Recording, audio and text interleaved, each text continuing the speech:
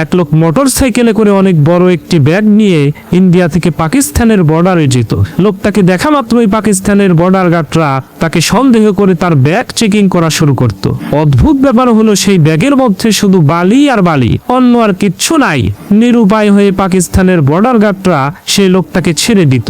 লোকটা কয়েকদিন পর পর এই কাণ্ড করত, কিন্তু কোনো ক্রমেই পাকিস্তানের বর্ডার গার্ডরা তার ব্যাগ থেকে বালি ছাড়া আর অন্য কিছুই বের করতে পারতো না। লোকটার এই অদ্ভুত ব্যাপার স্যাপার দেখে পাকিস্তানের বর্ডার গার্ডরা লোকটাকে পাগল ভাবা শুরু করলো। এইভাবে চলে গেল অনেক দিন।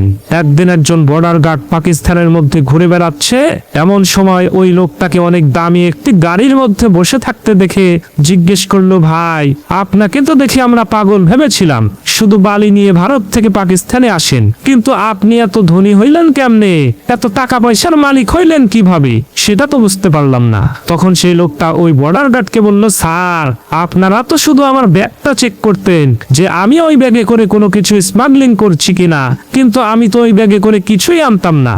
আপনাদেরকে ওই বালু বোঝাই ব্যাগ দিয়ে ধাঁধার মধ্যে ফেলে আমি প্রত্যেকবার একটা করে নতুন মোটর সাইকেল পাচার করে ভারত থেকে পাকিস্তানে নিয়ে আসতাম। এটাই ছিল আমার ধান্দাবাজি ব্যবসা। বিষয়টা আপনারা বুঝেন নাই।